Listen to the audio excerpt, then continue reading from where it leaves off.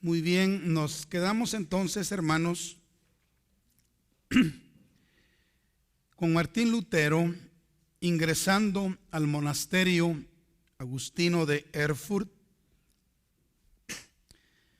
El miedo a la muerte y al infierno fue tan intenso que decidió convertirse en monje. Ese rayo lo asustó. Bueno, miremos su vida en el monasterio.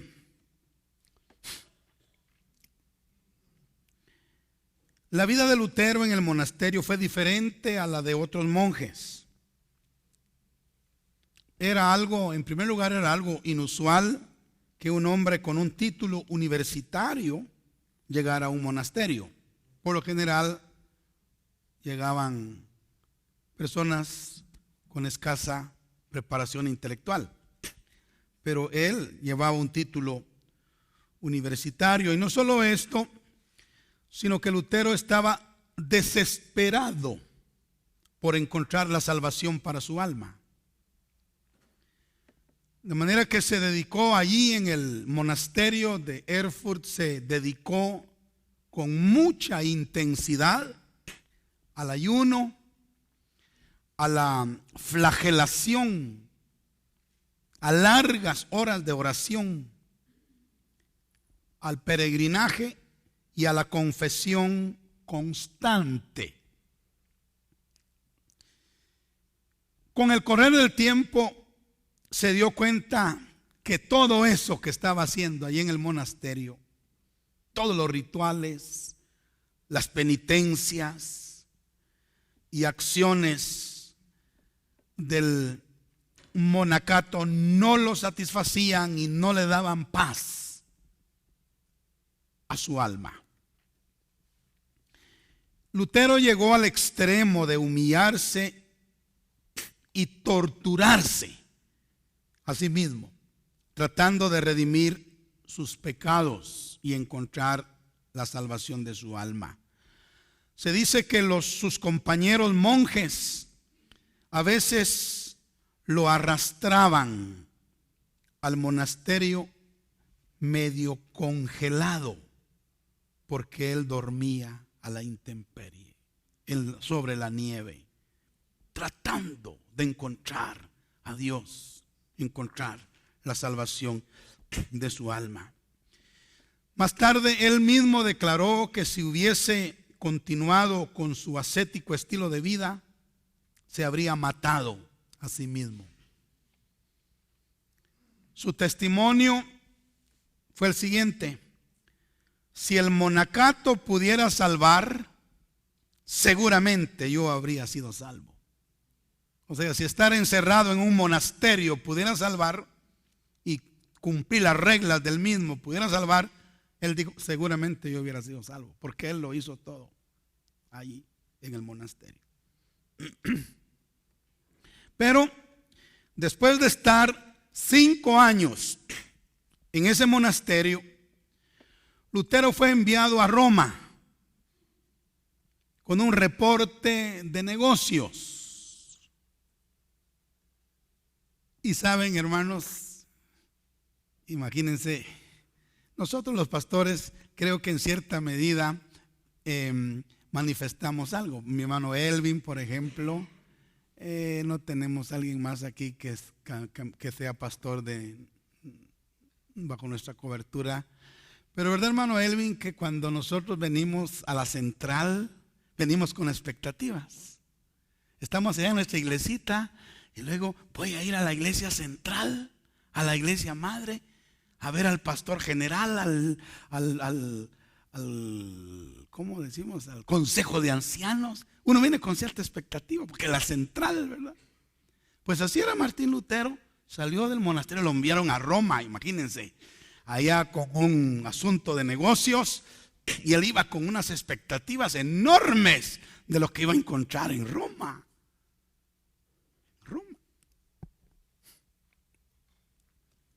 Bendito sea el Señor. Él esperaba encontrar algo divino en la sede papal.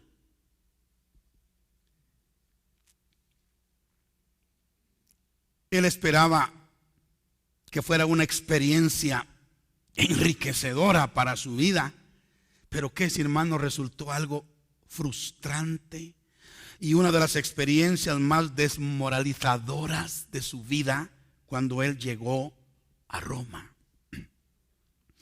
Lo que vio en Roma lo sacudió hasta en lo más íntimo. Allí vio burdeles para los clérigos, el estilo de vida opulento del papado y los artilugios más bajos para hacer dinero, tales como las reliquias y las indulgencias.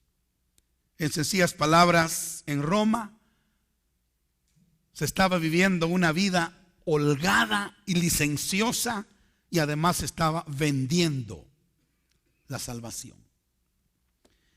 Él había esperado encontrarse en el sumo pontífice y en su corte modales de la vida cristiana, ejemplares, ¿verdad? Imagínense, voy a ver al Papa y a la corte del Papa.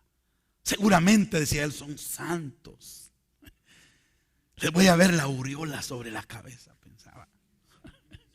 Sí, sí. Pero, hermanos, quedó sorprendido, horrorizado, al contemplar la corrupción que existía en los lugares que él consideraba que eran santos. Sin embargo, aunque salió desmoralizado, consideró necesario seguir las costumbres de los peregrinos a Roma, y así, entre otras cosas que él hizo, dice que subió la escalera santa, que se cree había sido transportada por manos de ángeles de Jerusalén a Roma. Hay ahí una escalera en Roma que se le llama la escalera santa. Y la tradición que ellos dicen es que esa escalera fue llevada por ángeles de Jerusalén a Roma. Entonces, él subió de rodillas por esa escalera,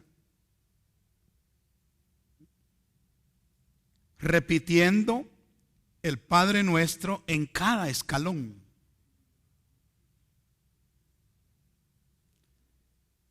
Pero en ese sacrificio estaba e iba cuando repentinamente el Espíritu Santo vivificó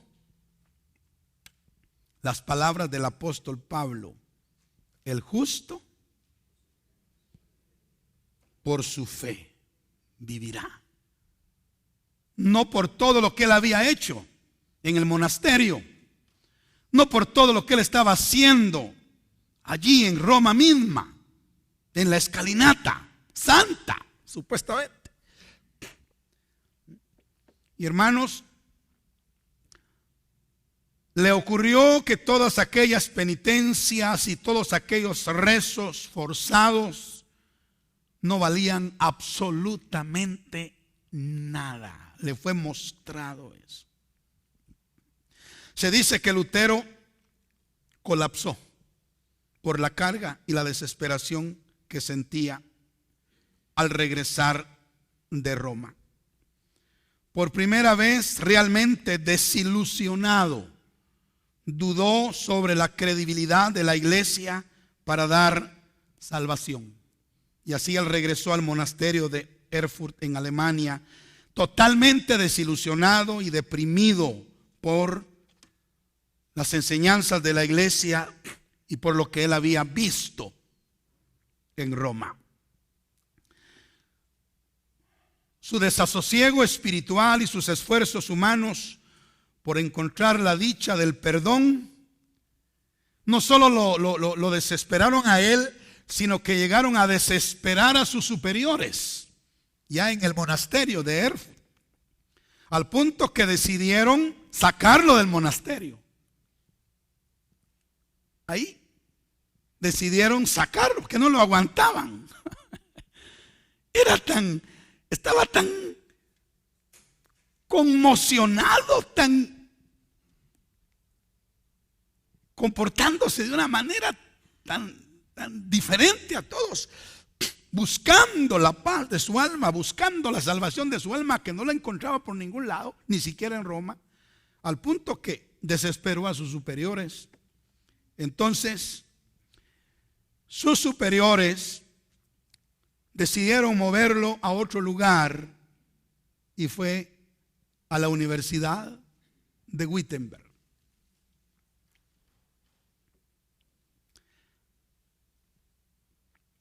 En la Universidad de Wittenberg, el 21 de octubre de 1512, él fue recibido en el Senado de la Facultad de Teología y le dieron el título de doctor en Biblia. Y en 1515 fue nombrado vicario de su orden, quedando bajo su cargo 11 monasterios. Fíjense, él tuvo a su cargo 11 monasterios. Lutero se dedicó seriamente a sus estudios. No solo estudió los textos en latín, sino tuvo la oportunidad de estudiar las escrituras en sus idiomas originales, es decir, el hebreo, el griego y el arameo. Por primera vez Lutero, cuando hizo eso, estaba estudiando la fuente de la vida, que es la palabra de Dios.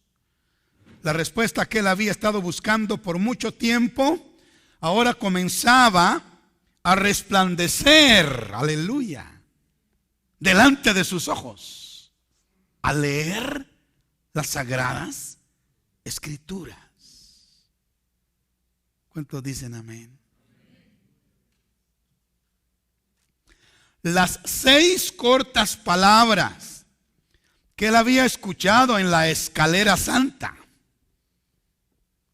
el justo por la fe vivirá, estaban cobrando un sentido asombroso para él ahora que estaba en la Universidad de Wittenberg, dedicado al estudio de la palabra de Dios sin intermediarios. Bueno, y ahí pues estuvo Lutero. A estas alturas, Roma estaba en bancarrota y necesitaba dinero. El Papa anterior, Julio II, había iniciado la construcción de la famosa Catedral de San Pedro, pero él murió mucho tiempo antes de terminarla. De manera que el siguiente Papa, León X, había vaciado los cofres papales con su vida extravagante y con sus fiestas licenciosas, y había dejado la caja de la iglesia sin nada y una construcción comenzada. Imagínense.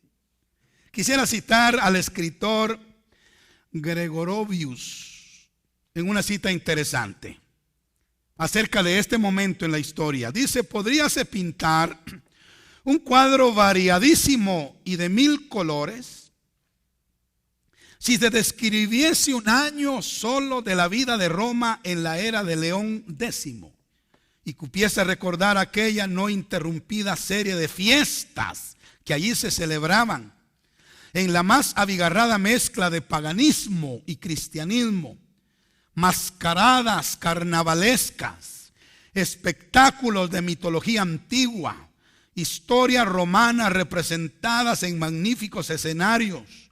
Por otra parte, procesiones espléndidas y fiestas de iglesia y representaciones de la pasión en el Coliseo, y declamaciones clásicas en el Capitolio y otras fiestas y discursos en el aniversario de la fundación de Roma. Y todos los días cabalgatas de cardenales y ceremonias de recepciones de embajadores y príncipes, con comitivas tan numerosas que más bien parecían ejércitos, y cortejos del Papa cuando salía a sus partidas de caza. Iba a cazar el hombre. Con dirección a Magliana, a Palo, a Viterbo, con halcón al puño, detrás de él jaurías y pesados bagajes, y turbas de criadas, y séquito de cardenales y de oradores extranjeros, y el alegre enjambre de poetas de Roma, seguidos de una caterva de varones y de príncipes, con un alboroto que lo asemejaba todo a una comparsa de bacantes.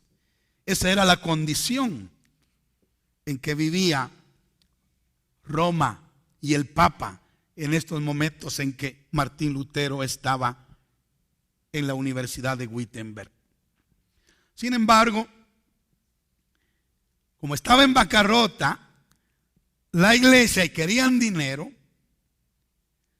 el Papa requirió los servicios de un tal Johann Tetzel. Fíjense, Tetzel fue el clérigo recaudador de fondos, clave para el Papa. Era famoso por sus tonadas para recaudar fondos. O sea, él cantaba cancioncitas para tocar el corazón a la gente, para que diera dinero. Fue famoso por eso. Famosos. Bendito sea el Señor para siempre. Ay, voy a decir algo, hermano, no se van a ofender. No se van a ofender.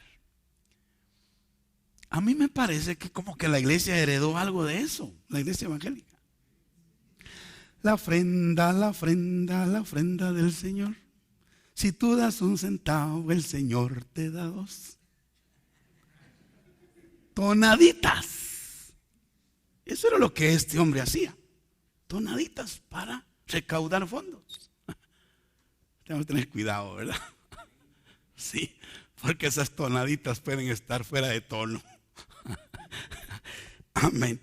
Ahora, pero no solo fue famoso por sus tonadas para recaudar fondos, sino por las extraordinarias indulgencias que ofrecía, las cuales habían sido preparadas por el Papa León X.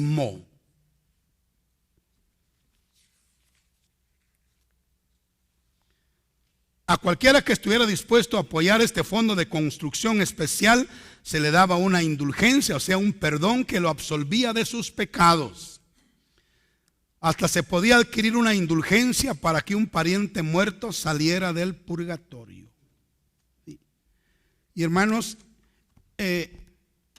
mire, escriba este título. Es un documento pequeñito, usted lo puede encontrar rápidamente en internet. Yo no sé cómo se pronuncia, pero lo voy a decir de esta manera. Busca el documento Tasha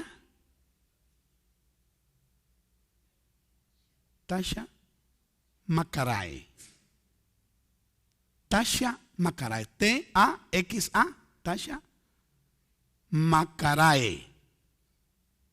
Y ahí encontramos 35 clases de indulgencias que vendía este Tetzel.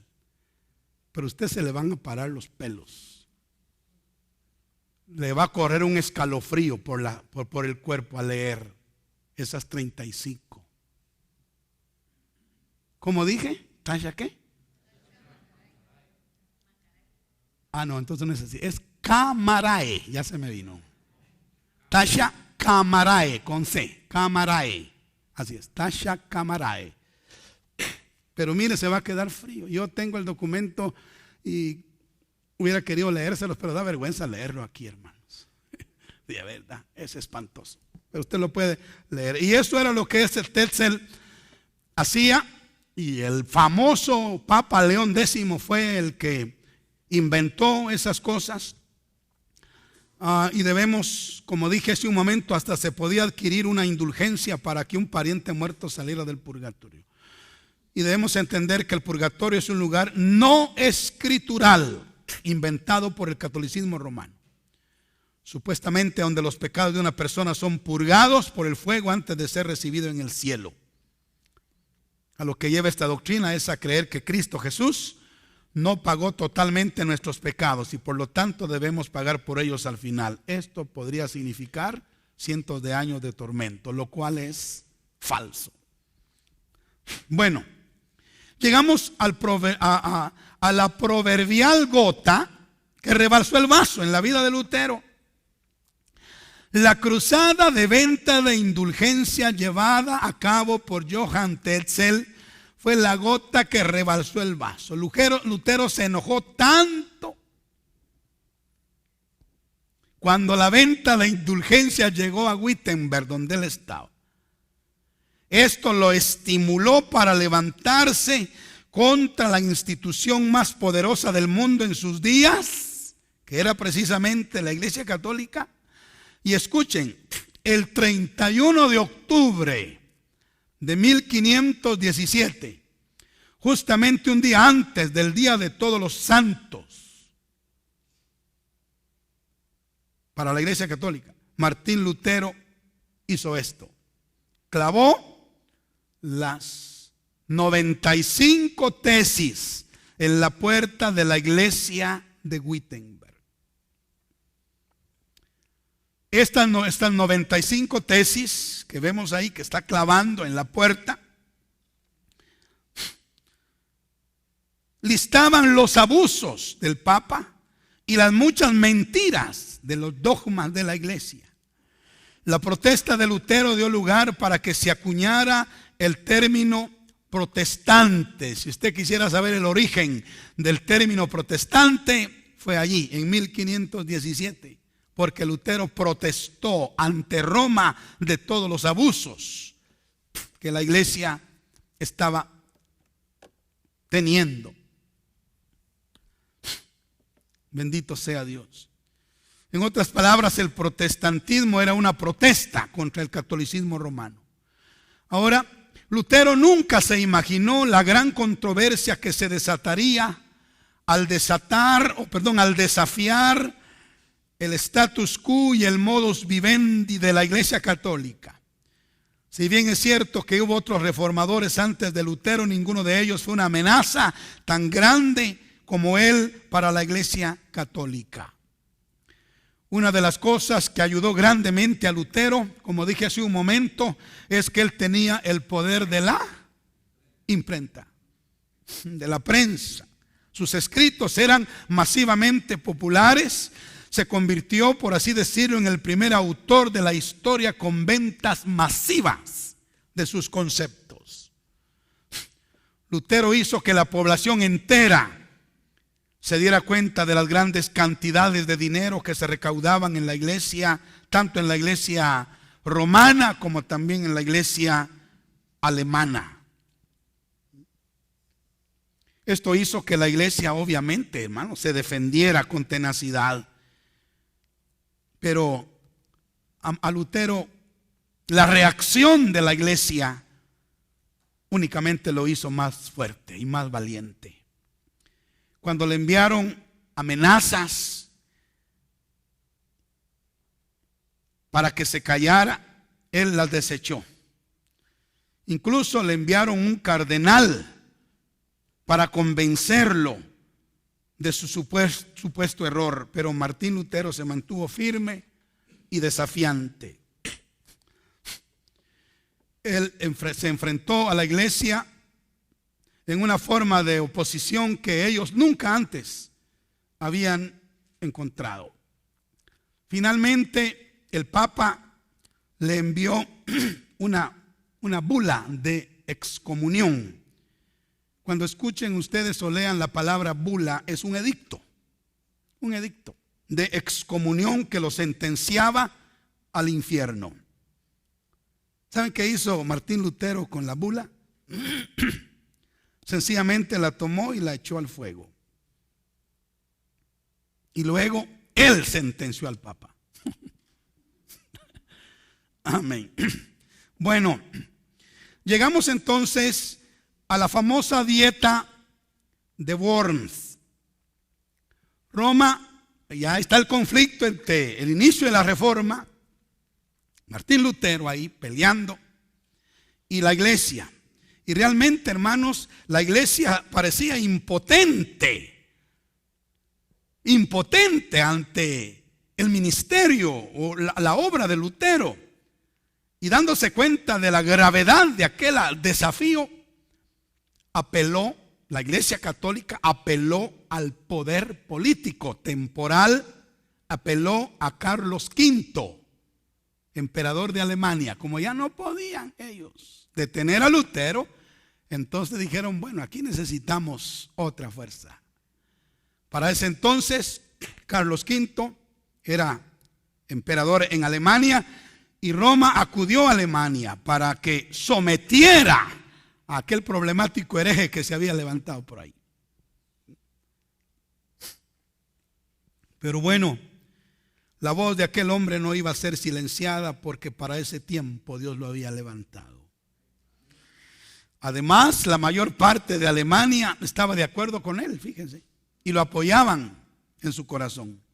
Sus escritos estaban extendiéndose rápidamente en todas direcciones y parecía como si toda Europa esperaba el resultado de aquella histórica confrontación. Bueno, la dieta de Worms.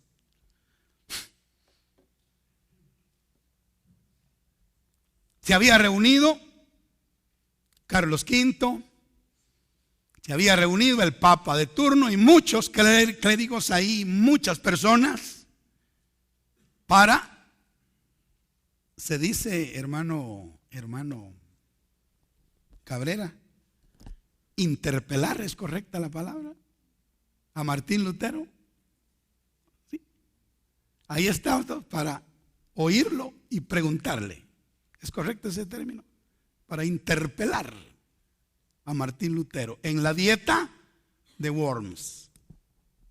Y saben una cosa, como imagínense, iba a enfrentar al rey de Alemania y al Papa de Roma y a el montón de ciegos lacayos que seguían al Papa. Ahora, fue advertido por sus amigos y aún por el pueblo mismo que lo quería: no vayas a la dieta, no te reúnas con esa gente. Te van a aprisionar, te van a encarcelar y quizás te van a matar. Pero Lutero, poniendo su vida en riesgo, pero con su confianza en Dios, decidió asistir a la dieta de Worms para responder allí delante del mismo Carlos V de las acusaciones que habían sido presentadas en su contra. ¿Se acuerdan que les pregunté qué hubiéramos hecho nosotros en esas condiciones al mero principio? Pero Martín Lutero, delante del emperador y toda una corte de duques, príncipes, condes y obispos, dice que habló con una calmada dignidad que solo podía provenir de Dios como resultado de sus largas horas de oración que él había pasado.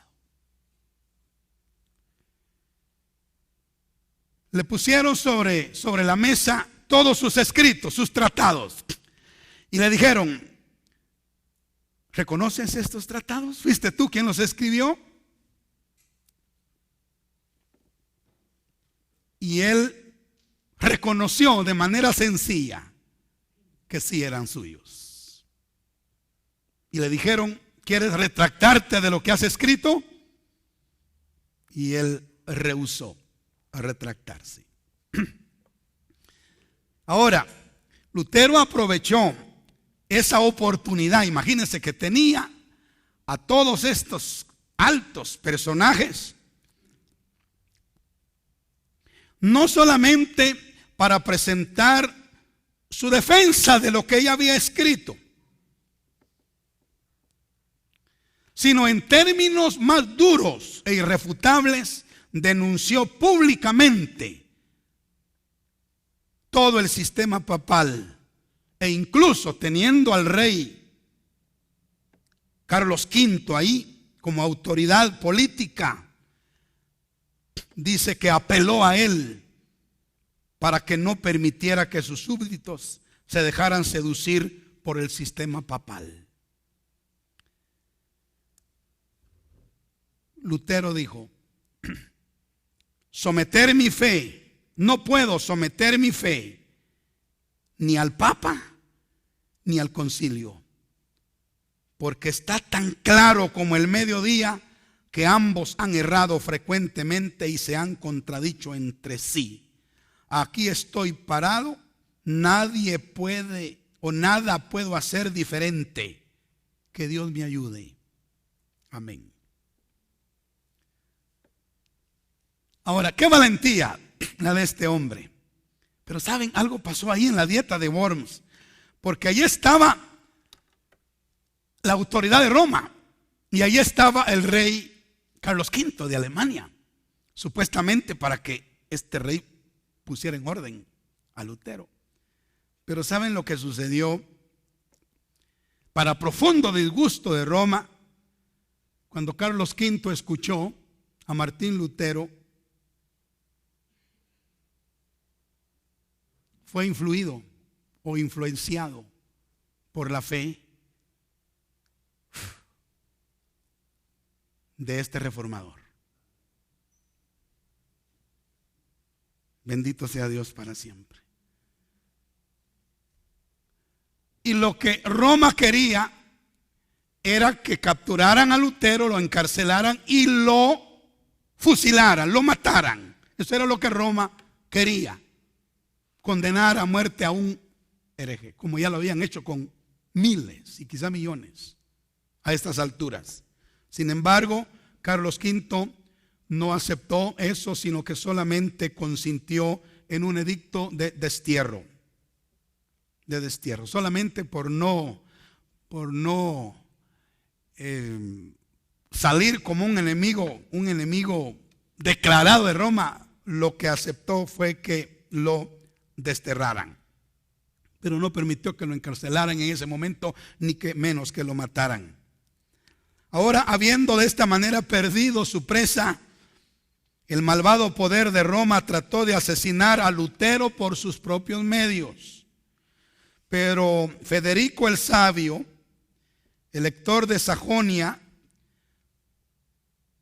cuando Lutero, fíjense en esto, cuando Lutero regresaba de la dieta de Worms, este Federico el Sabio lo secuestró y lo llevó al castillo de Wartburg, donde Lutero fue protegido, donde Lutero pudo dedicar su tiempo y su atención a la Biblia y siguió con la traducción de la Biblia al alemán. Ahora, los teólogos comparan el estado de la iglesia en la época de Lutero con la iglesia de Sardis. ¿Se acuerdan que hemos estado como comparando las etapas de la iglesia, aunque de una forma muy sencilla, pero porque tomamos otra línea, pero usted lo va a encontrar en el libro del pastor Norman Holmes? Pero hemos tratado como de mencionar esto y recordamos que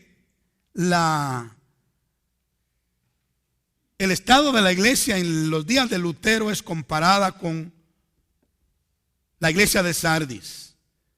Y recordamos cuál era el mensaje a la iglesia de Sardis. Sardis había sido declarada muerta. Tienes nombre de que vives y estás muerta. Así estaba la iglesia.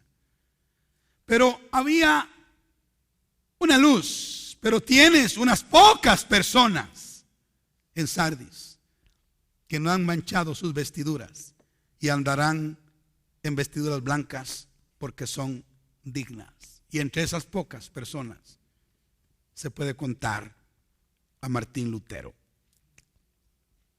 Muy bien, quiero entrar ahora, hermanos, a una aplicación que necesito atención y necesito oído para esto. La era de la restauración de los días de Esdras y Nehemías. Han leído esos libros, ¿verdad? La era de la restauración de los días de Esdras y Nehemías. Esa era que duró 500 años. Esa era es una analogía de la era de la restauración de la iglesia que comenzó con Martín Lutero en 1517. 1517. Y esto se los dejamos así como una semillita para que usted lo considere. Si estudiamos nosotros, por ejemplo, Mateo capítulo 1, versículo 17, encontramos que dice: de manera que todas las generaciones desde Abraham hasta David son 14, de David a la deportación de Babilonia 14, y desde la deportación a Babilonia hasta Cristo 14. Si nosotros estudiamos esta última, desde la deportación a Babilonia hasta Cristo 14, podemos encontrar fácilmente que la era de la restauración consta de 500 años. Bueno, mucho oído. Entonces, la era de la restauración en los días de Esdras y Nehemías, 500 años. Y esa es análoga a la era de la restauración de la iglesia. ¿Cuándo comenzó la restauración o la reforma de la iglesia? 1517. Y no sería raro, y tampoco sería una casualidad, aunque no queremos ser dogmáticos, pero no sería raro que también esta era dure 500 años de restauración para la iglesia. Y si la restauración comenzó en 1517, sumémosle 500 años, ¿a qué año llegamos? Al 2017. O sea, ya estamos acercándonos al final de ese periodo análogo. Y como digo, no queremos ser dogmáticos ni poner fechas ni cosas por el estilo, pero lo que sí sabemos es que estamos en la recta final de la restauración de la iglesia. Y primero Dios, antes de salir de este curso, lo vamos a ver ahí.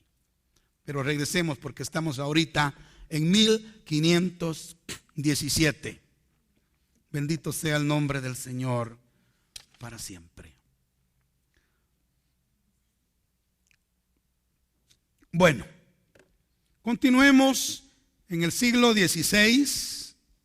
Después de Martín Lutero, aparece Ulrico Zwinglio. Este hombre fue contemporáneo de Martín Lutero. También fue un sacerdote católico, pero con convicciones protestantes. Una vez que tomó el control en la iglesia Münster, en Zurich, Suiza, sus convicciones se hicieron manifiestas. Zwinglio fue un hombre muy duro, abrazó la reforma, pero realmente él se fue al extremo. Más que un clérigo reformador de la iglesia, se convirtió en un dictador, ya que no solamente estaba en el ámbito religioso, sino que también incursionó en la arena política. Era capaz de castigar con la muerte a los que se rebelaban en contra de sus puntos de vista. Zwinglio persiguió principalmente a los anabaptistas. ¿Quiénes eran los anabaptistas? Eran uno de los grupos más apegados a la verdad de Dios. Sin embargo, cuando estuvieron en contra de las convicciones de Zwinglio, este los persiguió sin misericordia y los llevó a la tortura y aún hasta la muerte. Zwinglio, aunque era defensor del evangelio del protestantismo y estaba de acuerdo con Martín Lutero, fue un hombre muy duro. Fue un hombre muy duro. Cristo le dijo a Pedro: vuelve tu espada, porque Pedro quería usar la espada, ¿verdad? ¿Se acuerdan? Que de hecho la usó. Pero Cristo le dijo a Pedro: vuelve tu espada a su lugar, porque todos los que tomen espada, a espada perecerán. Y hermanos, es increíble, pero Zwinglio portaba una espada. La opción de Zwinglio era en este sentido clara: usar armas para extender la verdad del evangelio. Fíjate, él usó la espada, y al que no se sometía, como escuché por ahí una vez, un pastor que cargaba su Biblia, era la cosa. Ahí cargaba la Biblia, pero astuto, porque le había sacado, había hecho un molde en la Biblia, y ahí cargaba su pistola, su revólver. Y andaba visitando, ¿verdad? Pero según era la Biblia que cargaba, pero ahí cargaba la pistola. Y de repente salió alguien por ahí contrario al evangelio y le quería hacer daño. Entonces abrió la Biblia y sacó la pistola. Y no es que usted es cristiano, pues. Sí, yo soy, pero la pistola no es cristiana. Zwinglio, él usaba armas para coaccionar a la gente, para que creyeran al evangelio. Tremendo. Bueno, sigamos aquí. Él creía que tenía que confrontar a todos sus oponentes, a sus puntos de vista, y estaba particularmente enojado contra las agencias católicas de Suiza que rehusaron aceptar lo que él decía. Zwinglio eventualmente los provocó a ir al campo de batalla, pero él fue quien murió por la espada. Cabal lo que dijo Cristo. Cabal lo que dijo Cristo. Todos los que tomen espada a espada perecerán. Y Zwinglio literalmente murió por la espada. Ahora, con Zwinglio vemos, escuchen por favor, vemos el ala radical de la reforma.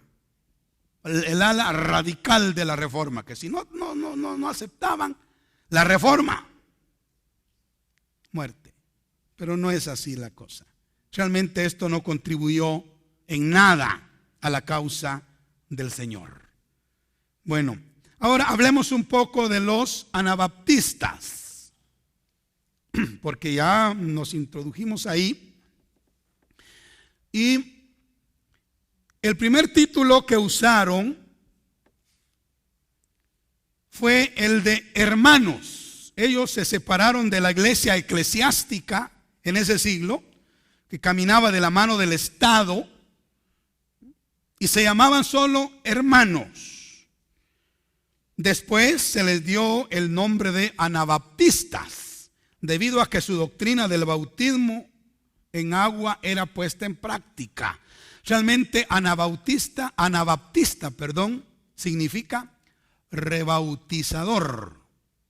Y eso es lo que dicen los católicos, ¿verdad?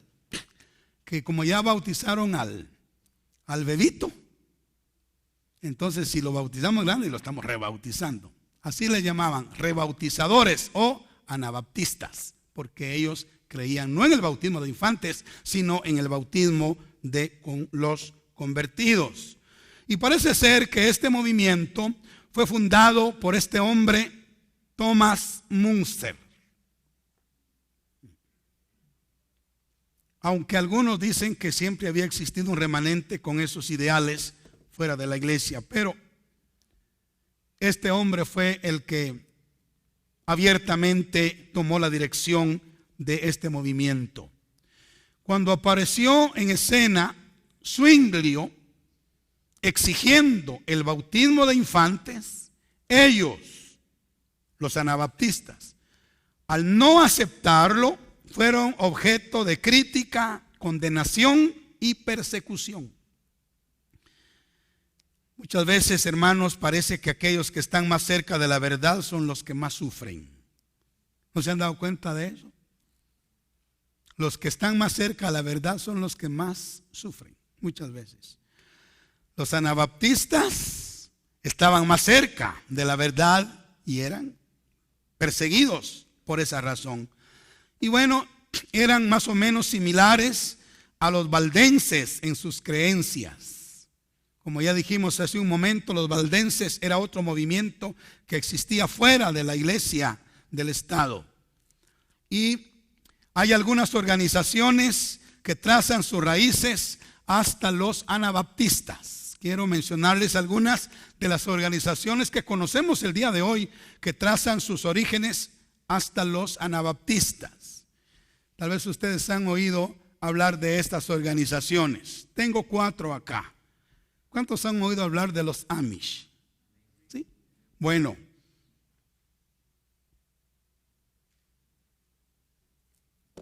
ellos, aunque dicen ser descendientes espirituales de los anabaptistas, tienen una versión extrema de lo que vemos en ellos, en los anabaptistas. Los Amish son reconocidos por ser una comunidad cultural fuertemente unida que proviene de descendientes de inmigrantes germanos y predominantemente suizos de habla alemana. Actualmente, las comunidades Amish comprenden aproximadamente 22 asentamientos en los Estados Unidos de América, en Ontario y en Canadá. A veces hay documentales en los canales de los Amish. ¿Han visto algunos de esos? Sí. Ellos trazan sus orígenes hasta los anabaptistas. Otra organización son los menonitas. ¿Han oído hablar de los menonitas? De hecho, en Nicaragua trabajamos con institutos bíblicos en las iglesias menonitas. Sí. Los menonitas también trazan sus orígenes hasta los anabaptistas y fueron fundados por el sacerdote y teólogo holandés Menno Simons. Por eso se llaman menonitas, porque su fundador se llamó Menno Simons y era un sacerdote y teólogo holandés. Otra organización es la iglesia llamada así, la Iglesia de los Hermanos, fundada por Alexander Mack, molinero, y otras 7 personas que se bautizaron en 1708 por inmersión en el río Eder en Alemania. Ellos también dicen descender de los anabaptistas. La otra organización es la Iglesia Uterita. Su fundador fue Jacob Uter, por eso se llaman uteritas. Y ellos desarrollaron una forma comunal de la vida que incluye la propiedad comunitaria y se basaban mucho en el libro de los Hechos, bueno, y en otros libros del Nuevo Testamento, donde se ve que la iglesia al principio tenía en común todas las cosas, ¿verdad? Nadie decía ser suyo nada de lo que poseía, sino que tenían todas las cosas en común en la iglesia primitiva, y ellos tomaron ese concepto y lo practicaron.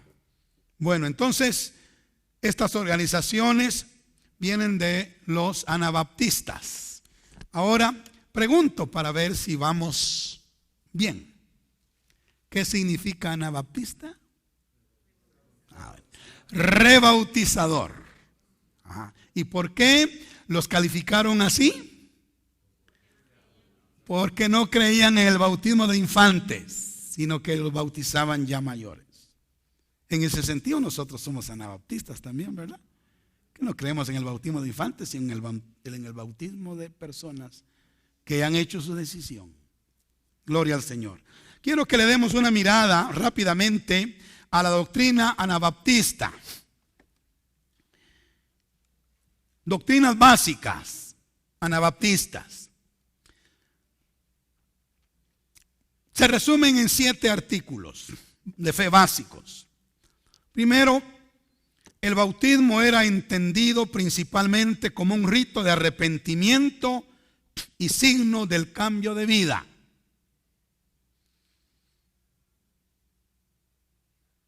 Segundo, debían ser excomulgados cuantos caían en el error. Ahí ya se va desviando la cosa. O sea, ellos eran inmisericordios. Una vez, miren, los anabaptistas decían esto. Muy bien, esta persona se arrepintió, se convirtió, lo bautizamos en agua, ya. Si cae, excomulgado, fuera, sin misericordia. Tercero, la cena del Señor era considerado como un rito de conmemoración. Ahí pues estaban más o menos bien. Los creyentes debían separarse del mundo, de la vida pública, de los compromisos asumidos antes de la conversión, así como del uso de las armas.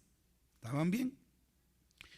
Los ministros tenían que ser hombres íntegros, con la competencia de exhortar, leer la Escritura, enseñar y orar. Estaban en lo correcto. Sexto, los cristianos no debían defenderse con las armas y debían aborrecer los cargos públicos. Y séptimo, se prohibía el juramento. Eran como los siete artículos de la doctrina anabaptista. Los 3 puntos principales de esa línea. Un concepto de la esencia del cristianismo como discipulado. Ellos tenían un concepto claro del cristianismo como discipulado. También la iglesia como fraternidad. Los anabaptistas consideraban la iglesia como un lugar de comunión, de fraternidad. Y tercero, una ética y una moralidad basada en el Sermón del Monte. Ellos se basaban mucho en el Sermón del Monte para una vida de ética y moralidad. Bendito sea el nombre del Señor. Sigamos adelante y veamos a otro hombre del siglo XV que es bien recordado, bien recordado. Quizá ustedes lo han leído o lo han oído mencionar. William Tyndale. Este hombre fue un gran predicador, traductor de la Biblia y héroe de la fe. Nació en un pequeño pueblo de Gloucester, Inglaterra.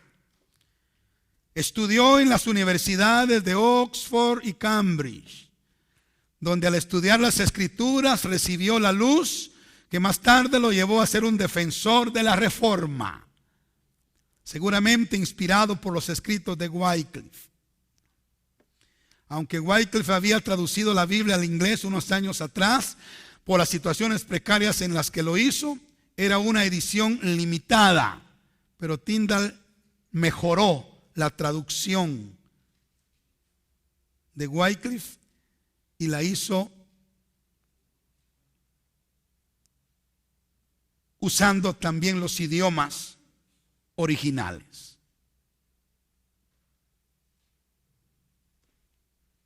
Debido a que era prohibido en Inglaterra publicar una Biblia no autorizada, Tyndale se llevó su proyecto a Wittenberg, en la parte noreste de Alemania.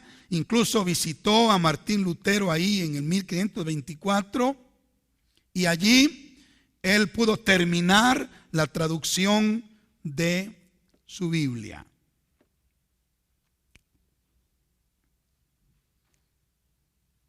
Bueno, quiero avanzar, voy a obviar unos pensamientos acá y quiero que continuemos con el siglo XVI y que miremos cómo la Reforma continúa. Seguimos en el siglo XVI. Aparece en escena, ¿conocen a este hombre? Juan Calvino. Aparece en escena Juan Calvino, nacido en Noyon, Francia, en el seno de una familia católica muy adinerada. Él fue educado en las mejores universidades de Francia. Cuando tenía unos 24 años, dijo haberse convertido y decidió estudiar teología. Hermanos, Calvino es sin duda uno de los nombres más conocidos en el ámbito cristiano porque sus voluminosos comentarios aún existen y son estudiados. De hecho, hay muchos que se consideran calvinistas. Sí, hay muchos que se consideran calvinistas en su doctrina. La iglesia presbiteriana, por ejemplo, que fue fundada por Juan Knox, se identifica estrictamente como calvinista. Bueno, hablemos de su conversión. Calvino se volvió parte de la Reforma Protestante. Estudió las obras de otros reformadores como Martín Lutero y Martín Bucer, otro reformador alemán. Y para el siguiente año, que era el año 1534, Calvino ya estaba escribiendo su teología. En 1536, Calvino fue invitado a unirse a la Reforma Protestante en Ginebra, Suiza. Sin embargo, su papel administrativo no fue aceptado de buena gana en Ginebra, debido a que era muy autoritario. Se parecía en esto a Ulrico Zwinglio, muy autoritario. Así era Juan Calvino. Estableció leyes y delineó castigos para los transgresores de esas leyes. Por ejemplo, una ley era la asistencia a la iglesia, era una obligación asistir a la iglesia. Y se imponían multas a los que faltaban a los servicios. Así era Juan Calvino. Sí. Incluso condenó a muerte a ciertos individuos que consideró herejes. Estaba violentamente opuesto a los anabaptistas en lo relacionado al bautismo. Fíjese, los anabaptistas estaban correctos en el bautismo, pero él estaba contrario a ellos. Creía en el bautismo de infantes. Bueno, es asombroso ver cómo tantos de los reformadores estaban listos para usar la espada para defender aspectos doctrinales, aun cuando sus propias doctrinas eran cuestionables. De hecho, hermanos, una de las doctrinas más controversiales, mucho oído, y dañinas que Calvino instituyó en la iglesia fue la gracia irresistible. Esta doctrina esencialmente dice que si Dios no lo ha escogido a uno, no hay forma de apelar a su misericordia y ser salvo. Y también dice que una vez que Dios lo haya escogido a uno, no hay forma de perderse. Esa es una de las doctrinas de Calvino. Que si este individuo no ha sido escogido por Dios, aunque él llore, busque, se arrepienta, haga lo que haga, no puede ser salvo porque no ha sido escogido por Dios, decía Calvino. Por otro lado, aquel que es escogido por Dios, decía él, aunque haga lo que haga, él va a ser salvo. Y si se va al mundo, porque es escogido, él va a ser salvo. Y porque él es escogido por Dios. Gracia irresistible. Y esta doctrina ha causado mucho daño a la iglesia. Realmente solo Dios sabe si Calvino imaginó alguna vez cómo su doctrina sería llevada a extremos insospechados. Se ha sabido de predicadores renombrados que son de la línea calvinista, que declaran que aún si el creyente deja de creer, de todos modos es salvo. Y que si algún creyente no quiere ir al cielo, de todos modos irá. ¿Sí? Sí, así dicen algunos extremistas, calvinistas. ¿Sí? Te he predestinado, nunca te dejaré sin importar nada.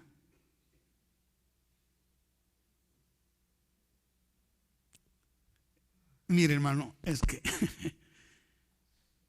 incluso hay quienes dicen que aún Calvino no era suficientemente calvinista.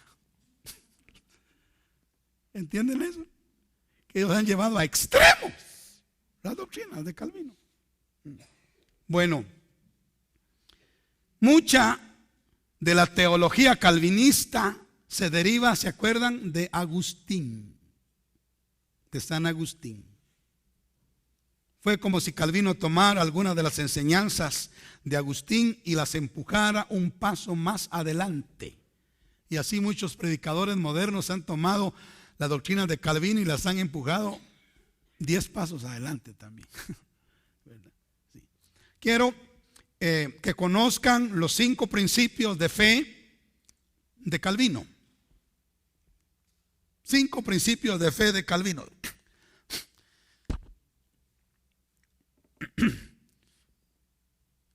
Él creía en la soberanía de Dios, en la total e inherente depravación del hombre, en la elección incondicional, en la expiación limitada, o sea, gracia irresistible. Incluso, ¿sabe qué enseña la doctrina calvinista? Que Cristo no murió por todos, dice. Solo murió por los escogidos. Eso es una de los pilares de esa doctrina. O sea, expiación limitada, solo para aquellos, y que no murió por todos. Pero Juan 3:16 dice que de tal manera amó Dios al mundo, que dio a su Hijo unigénito, para que todo aquel que en él cree no se pierda, mas tenga vida eterna. Y también hablaba acerca de la perseverancia de los santos. Estos 5 principios de fe, desde el punto de vista calvinista, escuchen, accidentalmente anulan la voluntad y el libre albedrío del hombre. No le da chance. Calvino no le da chance al libre albedrío del hombre. Totalmente anula la voluntad del hombre. Sin embargo, debemos entender que el libre albedrío es lo que nos diferencia de los animales, ¿verdad? Nosotros tenemos libre albedrío. Todos los animales están gobernados por su instinto, mas nosotros nos es dado el poder de la voluntad para escoger y decidir por nosotros mismos.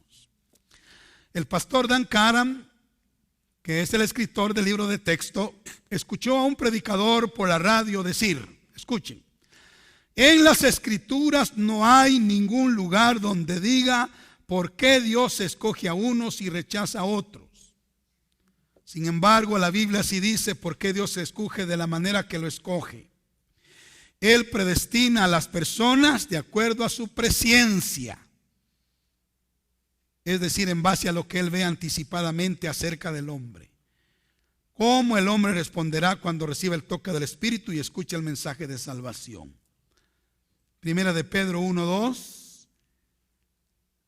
Fíjese lo que dice, en contrario a lo que el pastor Karam escuchó por la radio a ese predicador decir, en las escrituras no hay ningún lugar donde diga por qué Dios escoge a unos y rechaza a otros. ¿Cómo que no?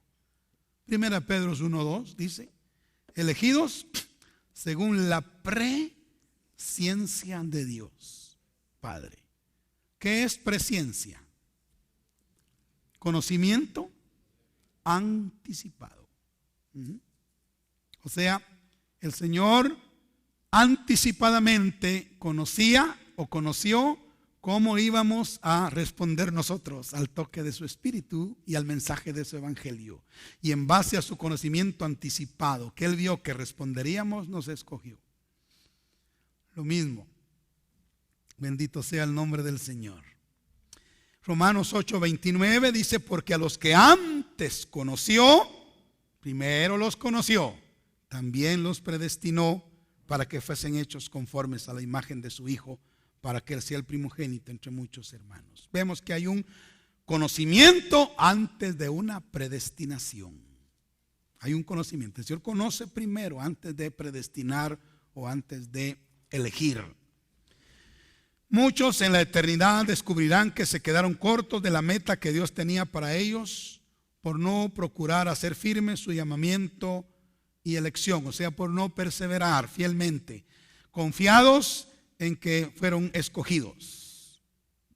Otros, pero aún, sucederá que habiendo sido lavados, regresaron a su antigua manera de vivir, tal vez confiando en el falso mensaje de la gracia irresistible. Y se darán cuenta de que estaban equivocados, pero ya será demasiado tarde. Entonces, al estudiar la historia nos damos cuenta de que muchas veces los hombres de renombre hicieron cosas que mancharon sus imágenes. Por ejemplo, el sancionar la muerte de alguien, una doctrina defectuosa, un acto imprudente, etc.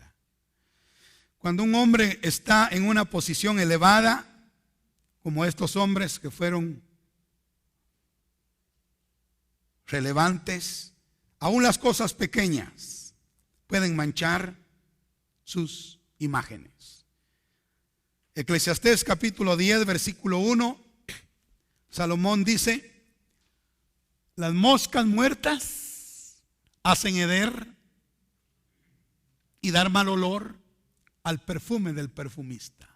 Así una pequeña locura al que es estimado como sabio y honorable. Bien, para no dejar incompleto este asunto, quiero que miremos rápidamente el otro lado de la moneda. Jacobo Arminio. Jacobo Arminio fue un pastor y teólogo holandés conocido por oponerse al calvinismo. Estudió en las universidades de Leiden y de Ginebra, y en el año 1588 fue nombrado pastor de la iglesia reformada en Ámsterdam, Holanda, donde era muy estimado. Arminio era de convicciones calvinistas al principio, probablemente por sus estudios en Ginebra. Pero un día estableció una discusión con un hombre que se oponía a la doctrina calvinista de la gracia irresistible, y después de un tiempo de continuar con la disputa, Arminio fue persuadido, convencido y cambió de opinión. Y hermanos, este tipo de personas es bueno.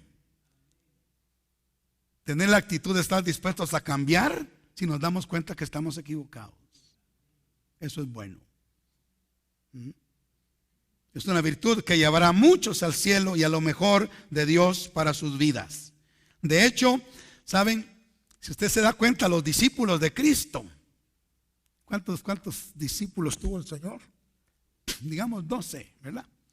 Y saben que 11 eran galileos y solo uno era de Judea. El Señor puso su atención en Galilea. ¿Saben por qué? Porque los galileos eran muy especiales. Eran hombres impulsivos, sí, como Pedro. Pero eran hombres que estaban dispuestos a cambiar si les demostraban que estaban equivocados. Amén. Hombres con una actitud de estar dispuesto a cambiar si me doy cuenta que estoy equivocado. Y Arminio fue así. Él era calvinista al principio, pero en una conversación que tuvo con un desconocido, porque no da su nombre a la historia, pero fue convencido de que estaba equivocado y entonces cambió de opinión. Bendito sea el nombre del Señor. Otro ejemplo importante de esta virtud era Apolos. ¿Se acuerdan de Apolos? Ese predicador elocuente del libro de los Hechos. Hechos 18, 26, mire lo que dice. Él era muy elocuente. Y mire lo que dice. Y comenzó a hablar con denuedo en la sinagoga. Pero cuando le oyeron Priscila y Aquila, le tomaron aparte y le expusieron más exactamente el camino del Señor. Así es que debemos tener un corazón dispuesto a cambiar. Termino. En el año 1603, Jacobo Arminio se convirtió en profesor de la Universidad de Leiden en Holanda. El mismo año estableció debates muy serios con la Iglesia Reformada de Holanda, ya que buscaba ganar una visión más moderada del calvinismo. Aunque la doctrina de la predestinación de Arminio no estaba totalmente desarrollada, uno de sus discípulos, llamado Simón Episcopius, sistematizó las enseñanzas de Arminio y las estableció como el arminianismo. Muchas iglesias a través de los siglos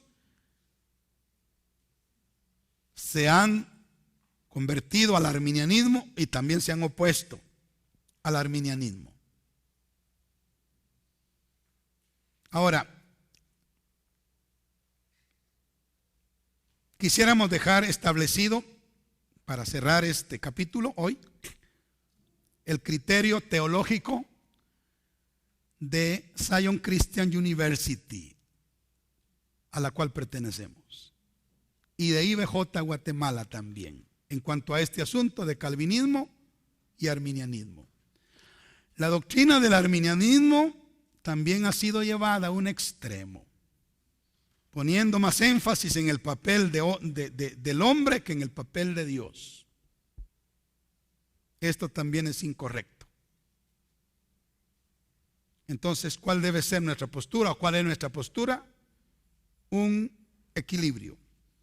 Hay cosas correctas en la doctrina de Calvino y hay cosas correctas en la doctrina de Arminio. Hay cosas incorrectas en la doctrina de Calvino y hay cosas incorrectas en la doctrina de Arminio. Y lo que queremos y hacemos es, por la gracia del Señor, discernir lo que es correcto y lo que es incorrecto y tener un equilibrio para tomar de las dos líneas lo que es correcto. Bendito sea Dios. Isaías 1:19.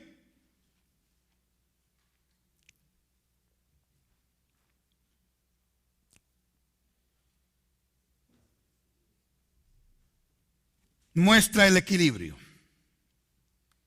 ¿Cómo dice? 1:19. Si quisiereis, Arminio, y oyereis, Calvino. Equilibrio. Si quisiereis, tenemos que querer nosotros y oyereis la palabra de Dios y la gracia de Dios, entonces comeréis el bien de la tierra. Tenemos que tener un equilibrio en nuestra doctrina.